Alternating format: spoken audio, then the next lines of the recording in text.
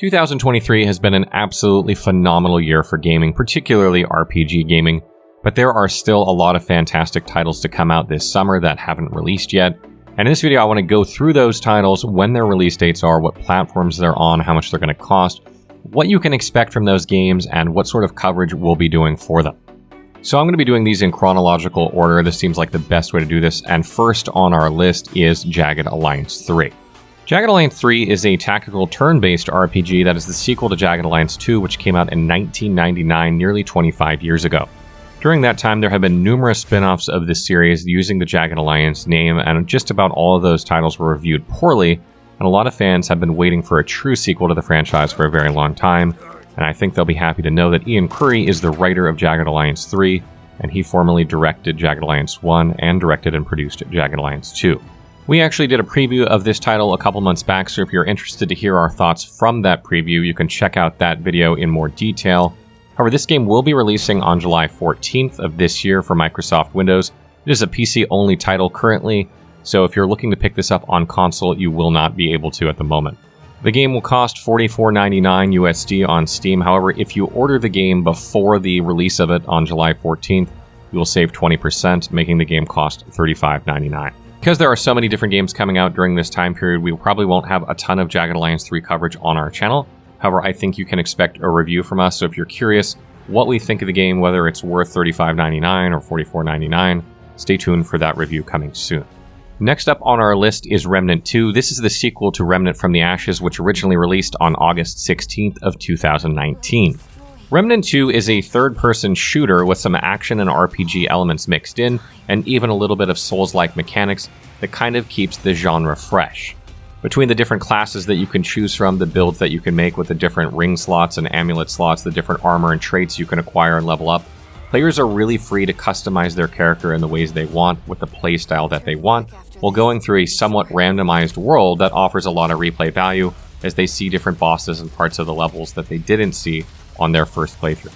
On top of that, this title is cooperable, meaning that you can play with your friends or family through the game and experience the challenging nature of Remnant together.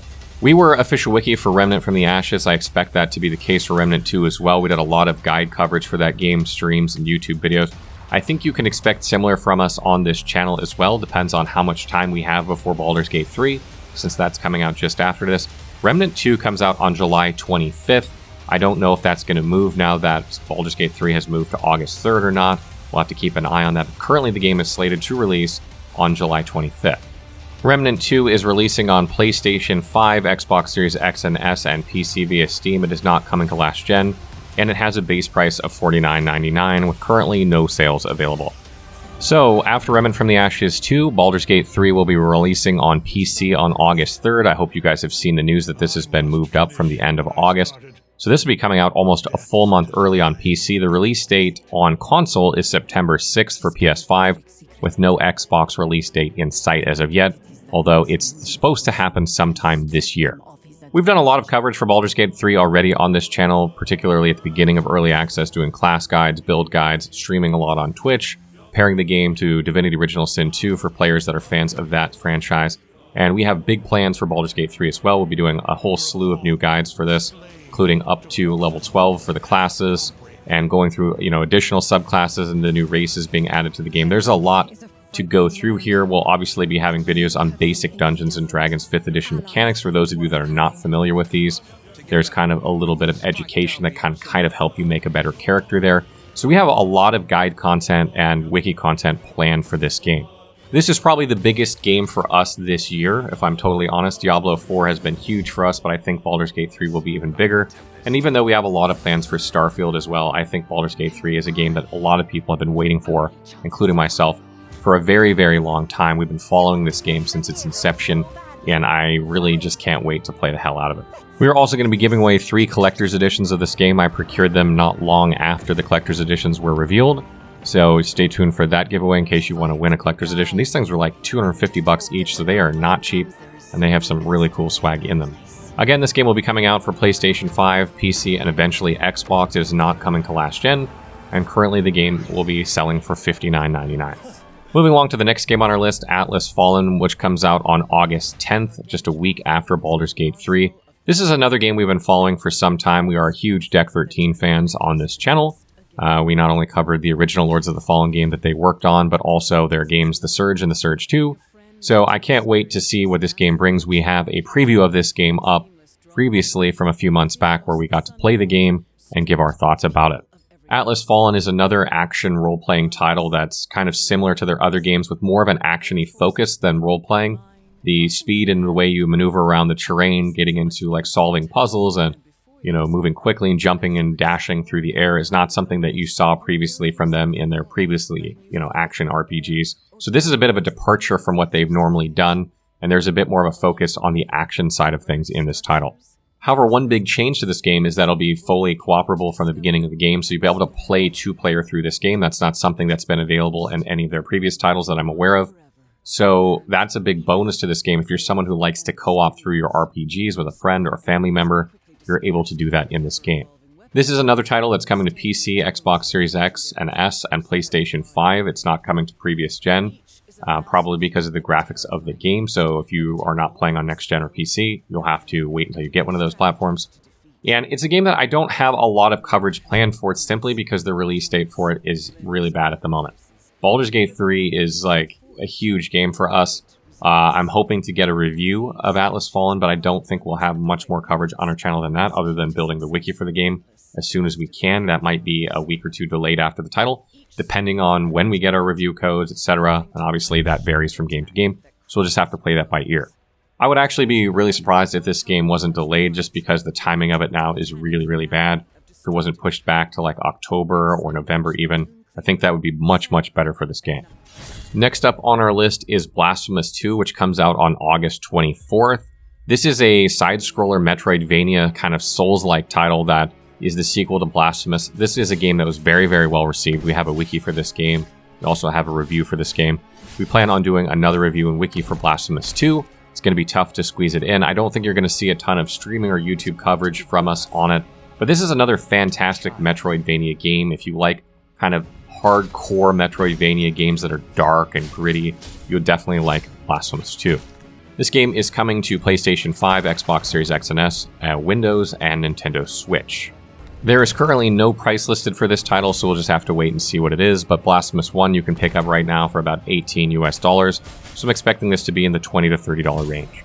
So following Blasphemous 2 on August 25th, the very next day, Armored Core 6 is coming out. This isn't, strictly speaking, a role-playing title, but it is a From Software game, and we've gotten to see some of the gameplay for this, and if you look at it, it's got From Software written all over it. You can see the same sort of play style from the Souls games kind of sped up in mech form, and it just looks really, really fantastic. So this is a game that we're also planning on doing coverage for. Armored Core 6 is coming to PlayStation 5, PlayStation 4, Xbox One, Xbox Series X and S, and Microsoft Windows. So this game is coming to last gen as well, so if you have a last gen system, you will be able to play it. And currently our plans for this, as we are working on a wiki for this game, we're also going to be doing some guides and a review for this game at launch, and I'll be trying to put together some builds for it as well. Timing of it is a little bad with Gamescom being the exact same week, and I'm going to be trying to go to that, and also BG3 having just launched a few weeks before. It's going to be tight, but I'm definitely going to try and do as much coverage for this game as possible on YouTube and Twitch. This game is currently listed for $59.99 on Steam, and I'm assuming it's the same price on console as well. So this brings us to September 6th, where the PlayStation version of Baldur's Gate 3 will be launching, so for those of you that will be playing the game on PlayStation, you'll be able to play it here, and of course, Starfield launches on the same day. This is, of course, the sci-fi RPG first-person shooter being developed by Bethesda that had a lot of people on the fence about it, I think, originally, because Bethesda hasn't had the greatest track record recently. But after their gameplay reveal a few weeks ago, I think it's been mostly praised from just about everyone I've talked to. And a lot of people that were on the fence about whether they should pick up this game or not are now kind of firmly in the I want to play Starfield boat. So much so, in fact, I'm pretty sure it was the reason that Baldur's Gate 3 was moved from the end of August back to the beginning to give a window around that so they wouldn't compete in sales. And this actually works out really, really good for us because that means we'll be able to do a lot of Baldur's Gate 3 coverage before we roll into our Starfield coverage at the beginning of September. And we have a lot planned for this game as well. We'll probably continue our Baldur's Gate 3 coverage while we're simultaneously doing our Starfield coverage, so you'll probably see videos for Baldur's Gate and Starfield kind of intermixed on our channel during this period. We'll obviously have Starfield streams going on during this period. We'll probably not be streaming Baldur's Gate 3 into September, so you can expect Baldur's Gate 3 on our Twitch channel you know, through the beginning and middle of August, probably into the Armored Core, and then from Armored Core onward, we'll probably be picking up that, and then probably going into Starfield thereafter. But on the channel, you'll continue to see the Baldur's Gate guides cranked out. Starfield will be releasing on Xbox Series X and S, as well as Microsoft Windows, but it will not be coming to PlayStation 5. So if you're a PlayStation player, you're kind of SOL unless you pick this game up like on Steam or something and play on PC if you have a good PC. If not, I don't know if it's timed exclusive or not on Xbox. It's coming to PlayStation later, but for the moment, you won't be able to play it on PlayStation 5. And the cost of this game is $69.99 on Steam and console, so if you're playing it on these, it's a little bit more expensive than other titles we've gone through already, but $69.99 is kind of becoming the norm for games these days, so that's not super unexpected, particularly a game of this size and production value. And that takes us to the middle of September with Lies of P, which comes out on September 9th. This is a Souls-like title that's being developed by a much, much smaller studio. It's something we actually got to play last summer, and it plays a lot like Bloodborne, if you're familiar with that game at all. And there really hasn't been any games that have been like Bloodborne to, you know, really any extent since Bloodborne's release. Nothing that really came close. I think Lies of P, for a lot of people, is the closest thing to Bloodborne since Bloodborne's release. Now, we have a wiki for this game. We plan to do YouTube coverage and a review at least, and probably some guides. I don't think we're going to have time for builds for this game, depending on how everything goes, but we will try and do some coverage on the YouTube channel for it, probably several videos, and we'll probably try and do a couple streams as well, depending on how Starfield is going and where we're at on Starfield. But I definitely want to show some love to this game, because I think it's a game that a lot of players that are fans of Souls games will really enjoy based on what I've seen so far. Lies of P is coming to PlayStation 5, PlayStation 4, Xbox Series X and S, Xbox One, and Windows, so you can basically play it on every platform but Switch. And it's costing $59.99, which I think is a bit surprising in my opinion. I was not expecting this game to cost so much for kind of an indie title. So we'll just have to see if it's actually worth that price or not. From what I've played so far, it might be. It probably depends on the length of that game and how much of that gameplay. The quality is certainly there, but it really depends on how much gameplay there is.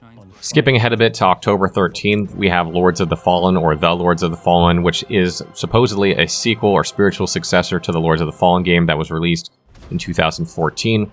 A lot of people thought that was like a heavy version of Dark Souls, or a Souls-like that was very heavy compared to the Souls titles. Really enjoyed that title. That was co-developed by CI Games and Deck 13.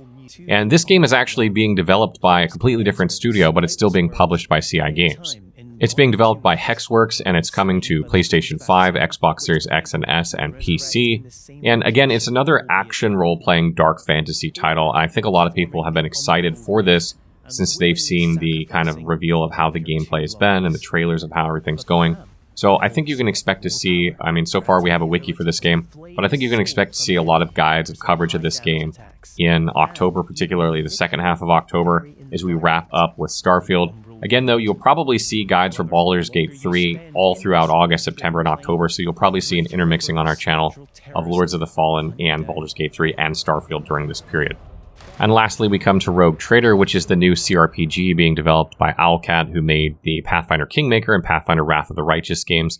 We have a wiki for this game. We've done some preliminary impressions on YouTube for it as well. It's another game I'm really looking forward to. This game is completely turn-based compared to Pathfinder games, which were real-time with pause, and then later they added a turn-based mode to them. This game is completely turn-based. There is no real-time mode, and there's a big focus on the Warhammer 40k universe, if you're a big fan of Warhammer 40k, and the strategy in combat.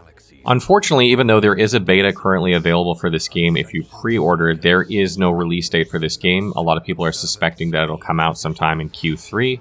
Based on the release schedule of all these other games, I think it's going to be very hard for them to fit it in somewhere nicely. Maybe they could fit it in the end of September between Lies of P and Lords of the Fallen, or potentially after Lords of the Fallen later in October would probably be the most sense to me. But we do not currently have a release date for this game, so it's a bit tricky to, kind of figure out when that might be, but I would expect it sometime later this year. This game is coming to PlayStation 4, Microsoft Windows, and Xbox One, so you'll be able to play it not only on PC, but on older generation platforms as well. So that pretty much concludes our video on the RPGs coming out this summer. You can see there's some insane titles here. I think most of the games on this list are going to be good, if not great. I would imagine some of them might be mediocre, but I don't think any of these games are going to be bad. I think at worst, some of them will be wait for sales type games, but I don't think any of these games are going to be like, never play this game. So there's some really good games on this list. And I think players are really going to have a difficult time picking and choosing which games they want to play, because they're just not going to have enough time to play all of them, and they'll have to pick some of them up probably later down the road, maybe on sale when they have some more time. And we'll obviously do the best we can to give you guys our opinions and our reviews about whether these games are wait for sales or whether you should buy them on day one. You know, factoring in the fact that all these games are coming out, using that like, hey, there's 2 more great games coming out next week. I don't know if you should play this game at $50 or $60 when these 2 great games are coming out and they seem like they're going to be a better game. We'll try and give you that information as well to help you make a better decision. So what do you guys think? All these amazing RPGs coming out in one summer. I mean, we just coming off the launch of Final Fantasy 16, which has rave reviews. Diablo 4, which also has rave reviews. This is an insane year for gaming. We also had Breath of the Wild 2 that just came out in May. What are you guys' thoughts? What games are you really looking forward to? How do you make a decision on like what games you're going to cut out or play later because you just don't have the time or maybe you don't have the budget for all of these? Let me know in the comments below.